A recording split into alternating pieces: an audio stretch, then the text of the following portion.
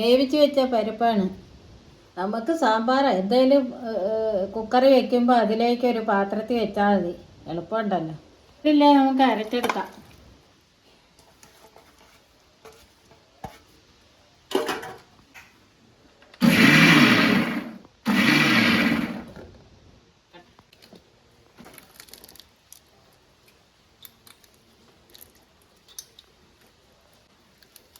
ഇത് നമുക്ക് ചേർക്കാം. ഇത് കുട്ടികൾക്കൊക്കെ നന്നായിട്ട് ഇഷ്ടപ്പെടും. വലിയ എരിവൊന്നും ഇല്ലാതെ പെട്ടെന്ന് നമുക്ക് തയ്യാറാക്കാം. കൂട്ടാൻ്റെ കൂടെ തന്നെ ഇതും തയ്യാറാക്കാം. എന്നിട്ടൊന്ന് കത്തിക്കാം.